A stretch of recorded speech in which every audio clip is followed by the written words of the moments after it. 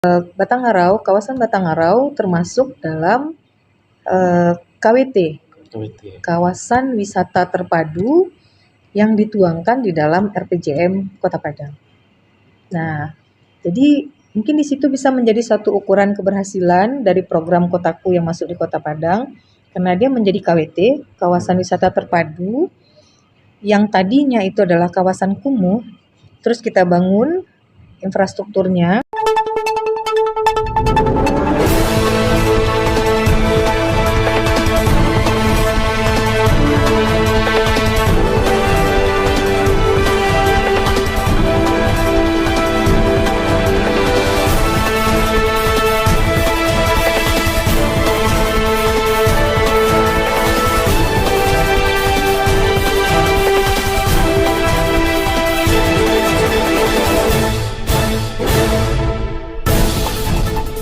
yang mendukung terhadap pengembangan livelihoods-nya. Ya. Bapak Ibu yang saya hormati, pada kesempatan ini atas nama pemerintah Kota Padang, karena ternyata dengan pembangunan di segmen 1, 2, dan 3 tersebut saat ini termanfaatkan. Salah satunya ketika kami berupaya menata kembali jembatan Situbondo. Alhamdulillah Ibu Bapak, ya.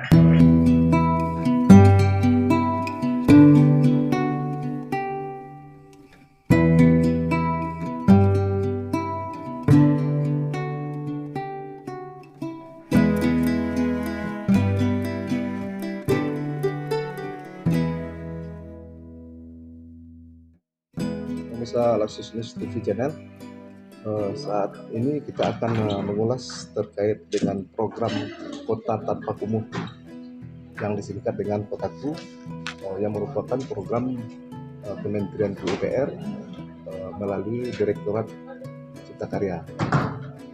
Untuk itu kita ingin mengetahui sejauh mana pelaksanaan program Kotaku yang ada di Kota Padang. Dan untuk itu, untuk mengetahuinya, maka saat ini hadir bersama kita yaitu Ibu Novianti, Kabid Kawasan dan Pemukiman di Dinas Perkim, ya Bu ya, Perkim Kota Padang. Dan juga hadir yaitu Bapak Halendra, sorry Pak, sebagai koordinator Kotaku di Kota Padang, ya Pak ya. Saat ini kita akan mencoba mengetahui terkait dengan pelaksanaan yang telah dilakukan, Bu. Sejauh mana program Kotaku telah berjalan di Kota Padang selama ini, Bu? Oke, ya. Terima kasih Pak David. Program Kotaku adalah program Kota Tanpa Kumuh. Jadi artinya bagaimana menciptakan suatu kawasan itu dari kumuh tidak kumuh lagi. Itulah yang program Kotaku, di mana kumuh yang dimaksud itu secara teknisnya itu berdasarkan 7 aspek dan 19 parameter penilaian atas kekumuhannya. Jadi tidak semua lokasi kelurahan di Kota Padang ini termasuk kumuh, karena berdasarkan penilaian dari 19 aspek tadi. Untuk Kota Padang sekarang sudah ada 22 kelurahan yang termasuk kepada SK kumuh, yang di-SK-kan dengan SK Wali Kota nomor 510 tahun 2020. Dengan luasannya 122,33 hektar. Dan alhamdulillah sekarang kita sudah melaksanakan dari tahun 2020 hingga tahun 2021, di mana pengurangan kita sudah mencapai 32%. Jadi PR kita selanjutnya adalah bagaimana kita menuntaskan sampai tahun 2024 sebagaimana program yang sudah diprogramkan oleh pusat. Nah, apa sih yang kita lakukan terhadap kota tanpa kumuh ini? Kotaku adalah kita melaksanakan pembangunan infrastrukturnya dari 7 aspek tadi. Aspek pertama adalah bangunannya, kemudian jalan lingkungnya, sarana air minumnya, sarana sanitasinya, kemudian penerangannya, kemudian sampah, dan yang ketujuh adalah proteksi kebakaran. Nah sekarang plusnya itu adalah RTH, ruang terbuka publik.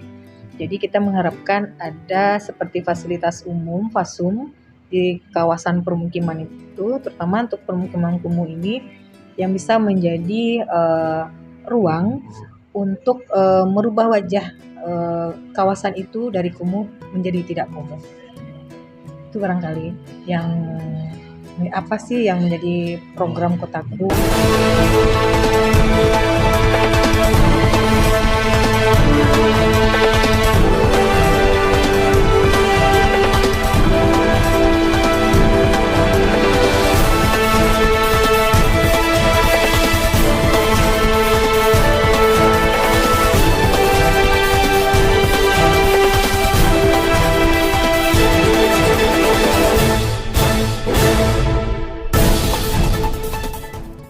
Jadi sebenarnya program Kotaku ini sudah dari tahun 2014 ya, Pak Hen.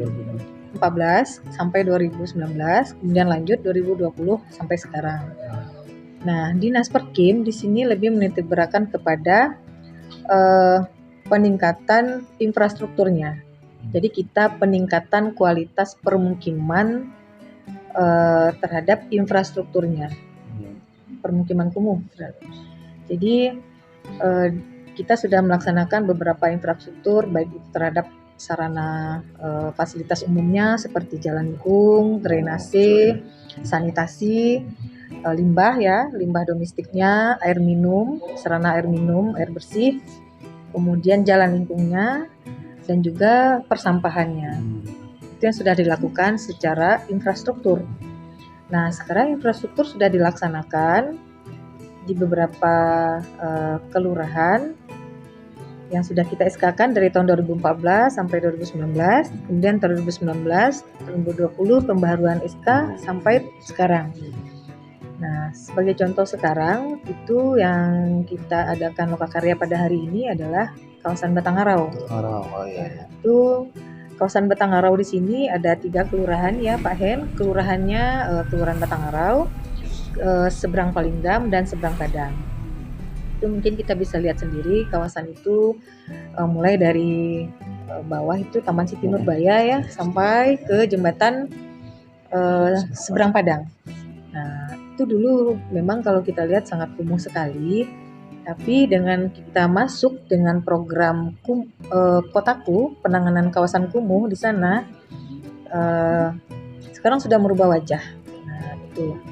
Nah terus yang sama-sama kita lihat sekarang secara infrastrukturnya sudah bagus dari 7 aspek tadi. Nah, apa sih lagi yang akan kita harapkan dengan telah terlaksananya pembangunan infrastruktur ini? Nah, yang diharapkan dari ending program dari program Kotaku ini dari pusat adalah bagaimana menumbuh kembangkan ekonomi lokal. Jadi ekonomi kreatif.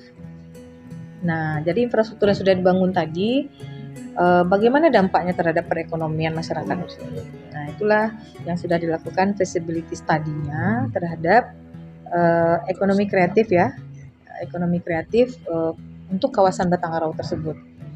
Karena di sana kita lihat memang kawasannya nelayan, kemudian pedagang, dan satu lagi yang terpenting mungkin menjadi catatan juga bagi kita, bagi pemerintah, baik itu pemerintah daerah juga pemerintah pusat.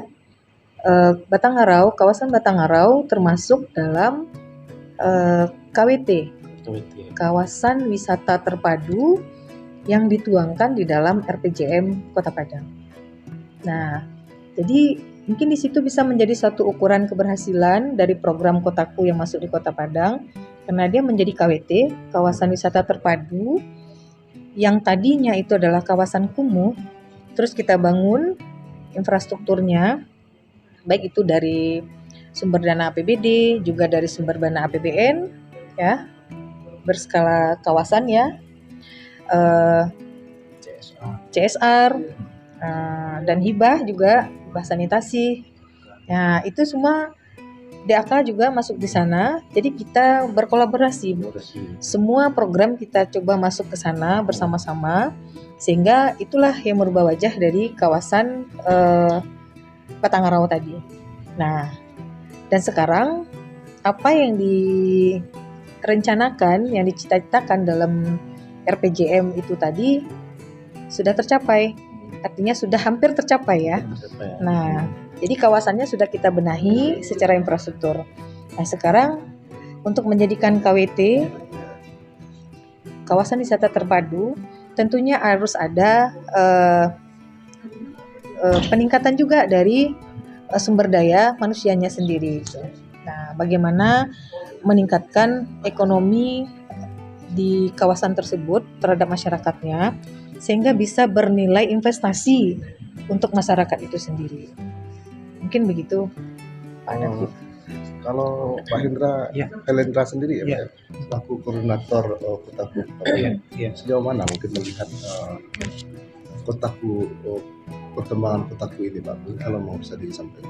Oke, terima kasih Pak. Jadi intinya program Kotaku ini lebih kepada trigger dia, jadi mendorong.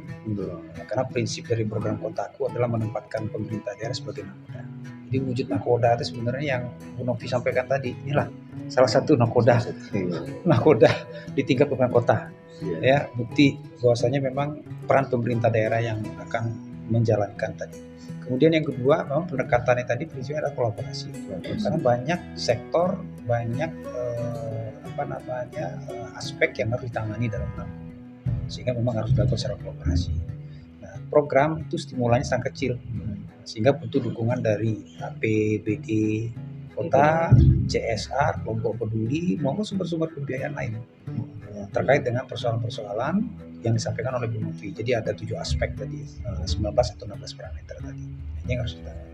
Kemudian terkait dengan perjalanan program di Kota Padang, ya, Kotaku yang sendiri itu sebenarnya dari mulai tahun 2017 ya, transformasi dari PNPM ke Kotakunya. Yang program sendiri sebenarnya dari 2006 di Sumatera Barat, transformasi dari P2KP, PNPM sampai ke Kotaku. Yang akan berakhir di 2022, Pak. Harapannya keberlanjutannya ini memang bisa direplikasi ya. Hal-hal baik mungkin yang sudah dijalankan program ini bisa direplikasi oleh pemerintah kota. Itulah salah satu peran nakoda tadi untuk melanjutkan ya apa yang sudah dibangun melalui program kota tadi. Nah, kemudian di Kota Padang, alhamdulillah dukungan pemerintah daerahnya Pak sangat tinggi sekali. Ini wujud lah tadi ya. Dari Pak Wali ya, kemudian OPD, Pokja PKP ya, yang di situ masuk dinas Perkim ya di bawah kendali Bu Novi yang terkait dengan penanganan kawasan permukiman ya maupun yang umum. Itu alhamdulillah sangat tinggi sekali Pak. Ini terbukti dengan adanya misalkan dukungan kegiatan-kegiatan pendampingan program ya, yang dilakukan pada hari ini contohnya. Ini salah satu bentuk wujud dukungan pemerintah daerah ya, di dalam menginisiasi keberlanjutan tadi itu kami melihat itu. Kemudian dari sisi output ya terhadap tujuan program pengurangan kumuh tadi Bu Novi sudah menyampaikan. Jadi alhamdulillah secara RPJMD ya 2020-2021 itu yang hanya targetnya 25%, luasannya dari total 122,3 hektar tercapai 32%. Artinya ada peningkatan sekitar 6-8% ya dari target. Artinya ini sangat baik, dinilai baik itu pencapaian. Ya, banyak positif ya. Iya, positifnya sangat baik sekali. Sehingga untuk tahun-tahun berikutnya itu ya tidak lebih banyak lagi yang harus ditangani gitu. Nah, berat lagi bukan. Kemudian kami melihat juga banyak inovasi-inovasi ya yang dilakukan oleh pemerintah kota melalui dinas Perkim ya di bidang Bu Novi sendiri. Bagaimana sekarang menggait dengan dana pusat.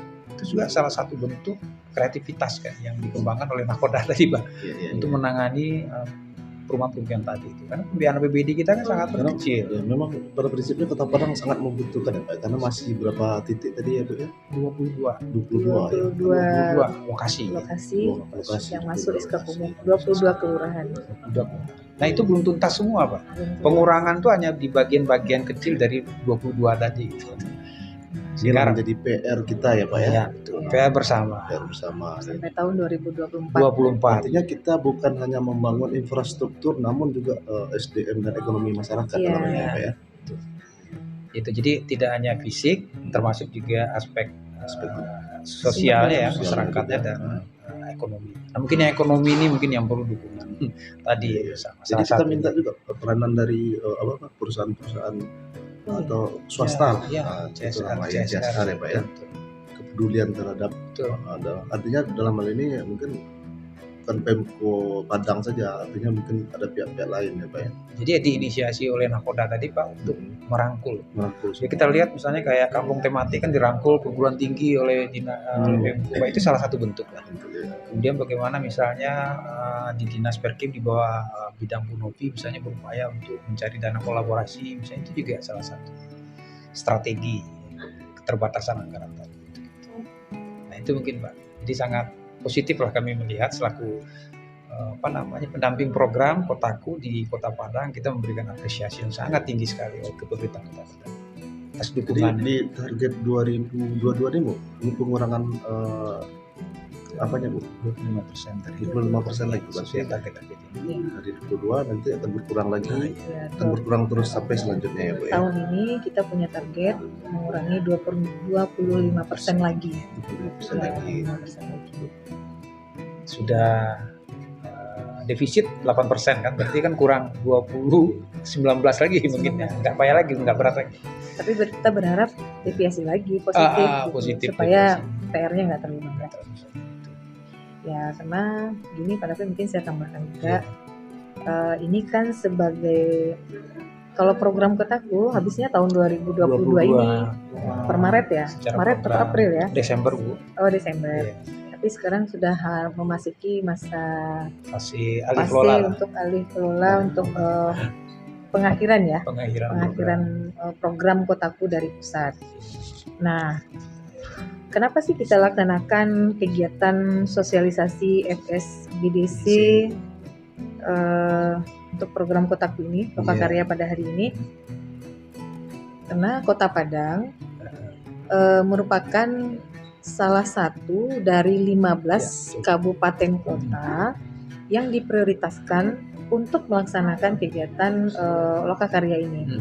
Jadi untuk melaksanakan feasibility study terhadap BDC program Kotaku ini.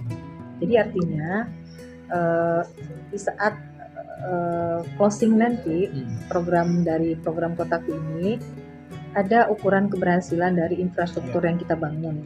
Itu yang pertama sekali.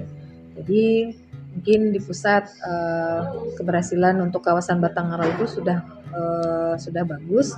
Dimana kalau kita lihat yang dulu sangat kumuh sekali, sulit ditata masyarakatnya. Sekarang masyarakatnya sudah mau ditata dan kawasannya sudah bagus. Sudah nampak wajahnya untuk bernilai jual ya, menjadi tempat wisata, tempat kunjungan, baik turis lokal maupun turis internasional. Nah, terus kenapa sih kita ditunjuk menjadi salah satu dari 15 kabupaten kota yang untuk melaksanakan ETS ini?